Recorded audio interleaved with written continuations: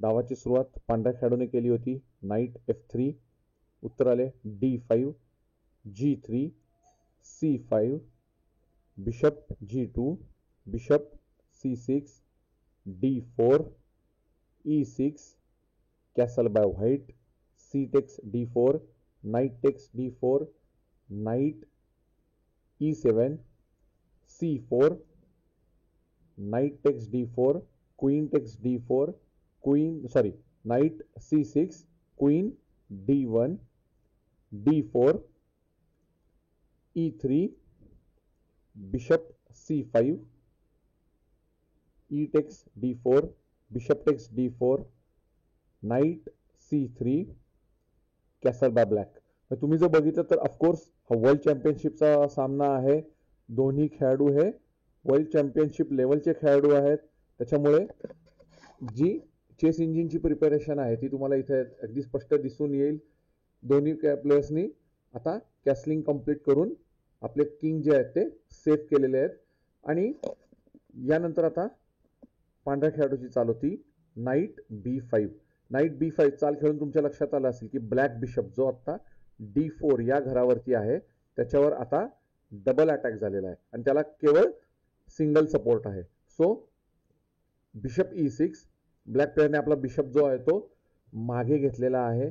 ज्यानंतर B3, A6, night C3, bishop D4 आणि पुन्हा एकदा बिशप D4 चाल खेळून आता नाईट वरती अटॅक आहे. जर नाईट कुठे बाजूला झाला तर व्हाईट रूक जो आहे तो मारला जाऊ शकतो. सो बिशप B2 नाईटला सपोर्ट दिला. E5 आणि E5 ही आता या परिस्थितीत पॉवरफुल चाल म्हणायला पाहिजे, कारण या चालीमुळे बिशप जो आहे तो ब्लॅक बिशप आता 4th रो मध्ये चांगल्या पद्धतीने सेट झालेला आहे. आणि आपल्याला माहित आहे की सेंटर ऑफ द बोर्डमध्ये जर अशा पद्धतीने पीसेस सेट झाले तर ते आजूबाजूचे अतिशय महत्त्वाचे स्क्वेअर्स जे ते कव्हर करत असतात. समोरच्या खेळाडूला डेव्हलपमेंटसाठी खूप अडचणी होतात. तर तीच गोष्ट आता काळ्या खेळाडूने इथे केलेली आहे. यानंतर आता पुढची चाल होती queen D2, bishop E6, night D5,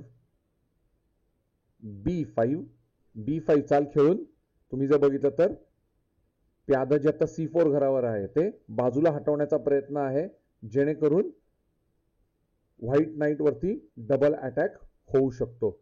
यानंतर आता पुढची चाल होती C takes B5, पण पांढऱ्या खेळाडूने एक्झॅक्टली ती चाल खेळलेली आहे. ज्यानंतर A takes B5 आणि आता तुम्ही जर बघितलं तर व्हाईट नाईट वरती डबल अटॅक आहे आणि त्याला सिंगल सपोर्ट आहे. So night F4. आता म्हणून पांढऱ्या खेळाडूने आपला नाईट जो आहे तो मागे घेतलेला आहे.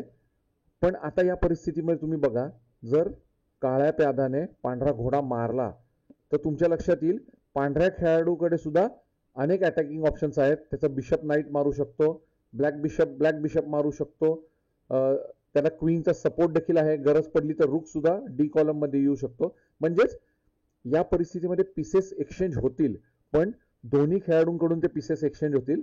डिसायसिव्ह ॲडव्हान्टेज ॲज सच आत्ता कोणालाही बिलकुल नाहीये. तर आता या परिस्थितीमध्ये E takes F4, queen takes C6, bishop takes C6, bishop takes B2, queen takes B2, rook B8. म्हणजे तुमच्या आता लक्षात आलं असेल जे आपलं आता जस्ट डिस्कशन झालं की दोन्ही खेळाडूंनी पीसेस एक्सचेंज केलेले आहेत, पण तुम्ही जर बघितलं तर डिसायसिव्ह ॲडव्हान्टेज अजूनही कोणालाही नाहीये. या परिस्थितीमध्ये आता पुढची चाल होती रुक F2 D1. क्वीन वरती अटॅक केला म्हणून क्वीन B6 चाल खेळून आता महत्वाचा डायगोनल जो आहे तो काळ्या खेळाडूने कव्हर केलेला आहे. त्याच वेळी आता व्हाईट बिशप वरही अटॅक आहे, म्हणून white bishop F3, F takes G3. आता F2 प्यादा काळा प्यादा मारू शकत नाही म्हणून H takes G3, B4, A4 चाल खेळून आता पुन्हा एकदा पांढऱ्या खेळाडूने आपले प्यादी आणि काही मोहरे एक्सचेंज करायची ऑफर दिलेली आहे, जी काळ्या खेळाडूने ऍक्सेप्ट केली. बी टेक्स A3 एन पासून किलिंग आहे, किंवा याचा फ्रेंच उच्चार जो आहे तो बराच वेगळा आहे. मी स्वतः फ्रेंच मला फारशी माहीत नसल्यामुळे मला तो नीट उच्चार करता येत नाही. पण एन पासून रूल काय आहे हे मी या व्हिडिओच्या शेवटी लिंक केलेला आहे. उच्चार काही असला तरी तो रूल नेमका कसा वर्क होतो हे तुम्हाला तो व्हिडिओ बघून नक्की कळेल.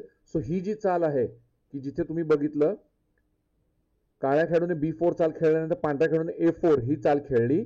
A4 चाल खेळल्यानंतर काळ्या खेळाडूने आता B टेक्स A3 ही चाल खेळली, ज्याच्यामुळे काळं प्याद जे आहे ते A3 या घरावर आलं.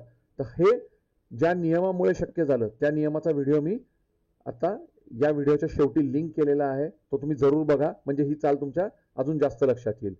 तर यानंतर आता ऍक्च्युअल गेम मध्ये पुढची चाल होती रूक टेक्स A3 G6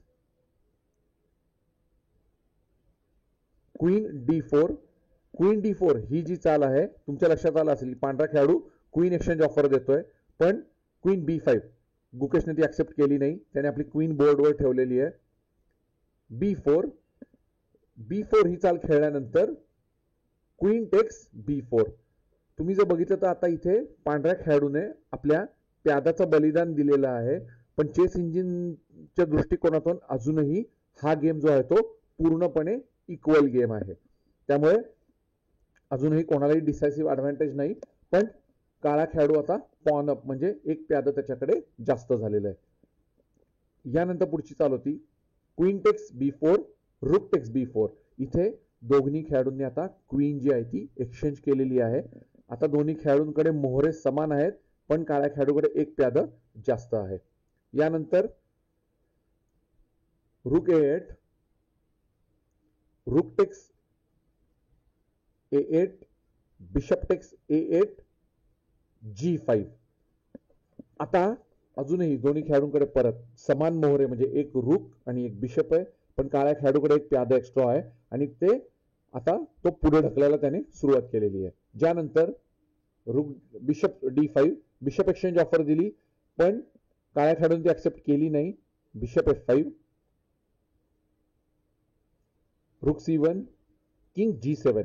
रूक C1 नंतर किंग G7 तुम्हाला लगेच लक्षात आलं असेल की हे सेफ्टी मूव आहे, जेणेकरून रूक जो आहे तो शेवटच्या रो मध्ये येऊन त्याने चेक देऊ नये म्हणून आधीच आपला राजा जो आहे बाजूला घेतलेला आहे.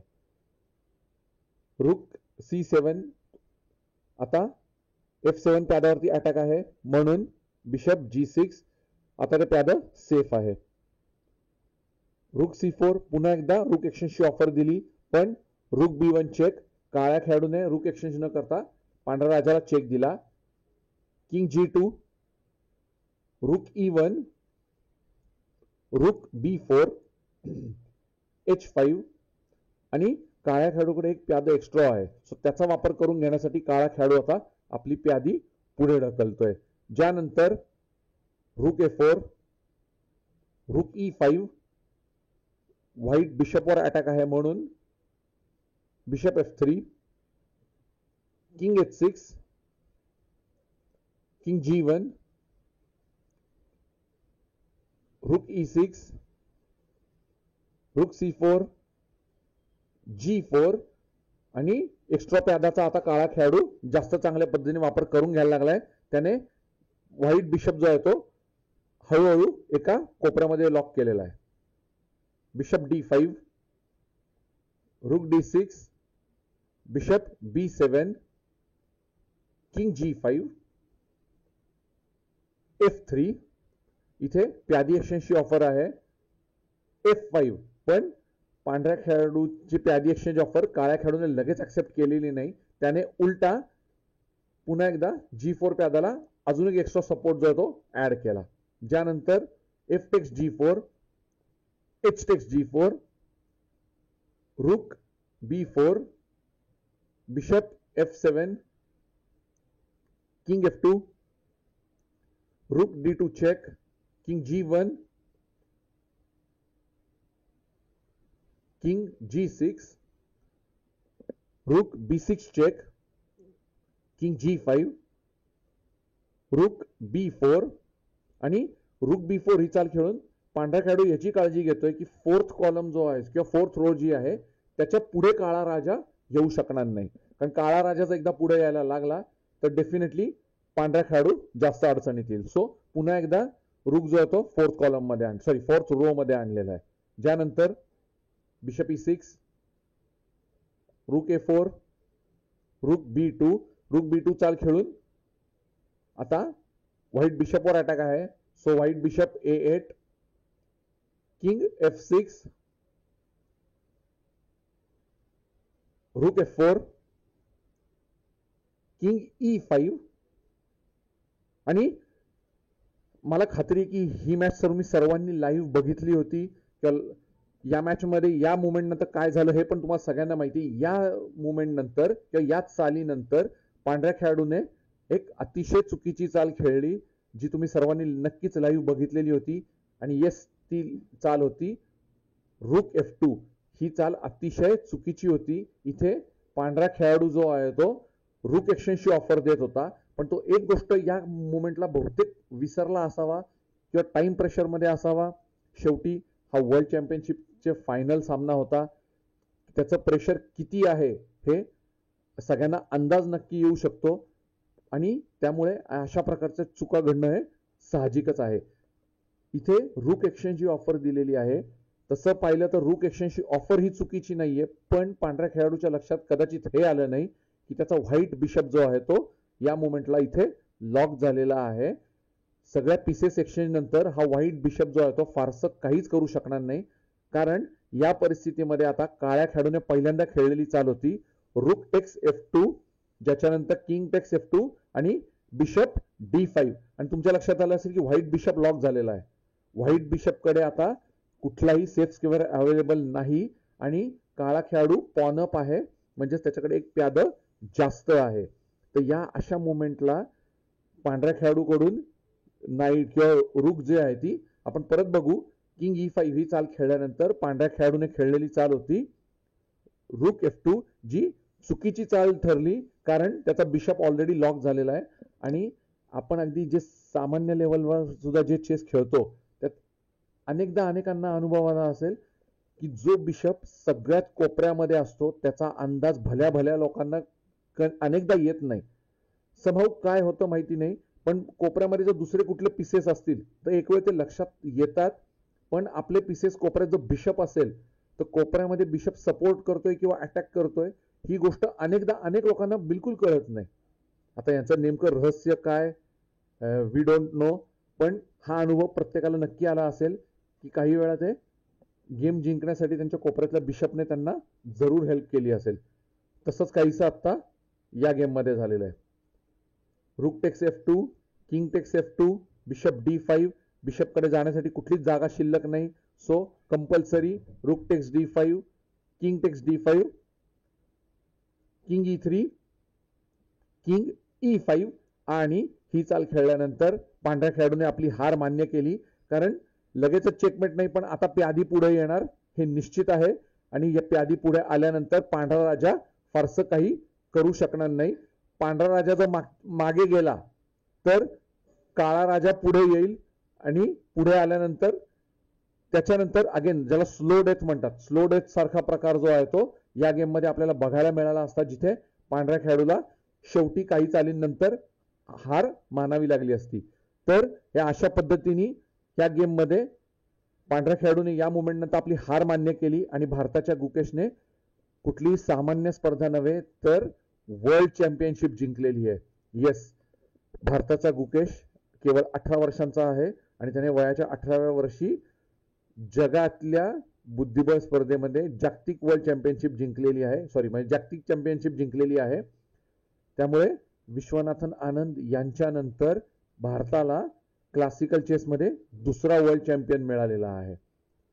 याआधी ब्लिट्समध्ये महिला गटांमध्ये मला वाटतं रॅपिडमध्ये महिला खेळाडूंमध्ये हम्पीने वर्ल्ड चॅम्पियनशिप जिंकली होती, पण ती रॅपिड होती. क्लासिकल प्रकारामध्ये विश्वनाथन आनंद आणि आज आपला गुकेश हे आता भारताचे 2 वर्ल्ड चॅम्पियन झालेले आहेत. तर आय होप की तुम्हाला हा गेम आवडला असेल तर जरूर शेअर करा. मी अजूनही चांगले गेम घेऊन परत येईन. धन्यवाद.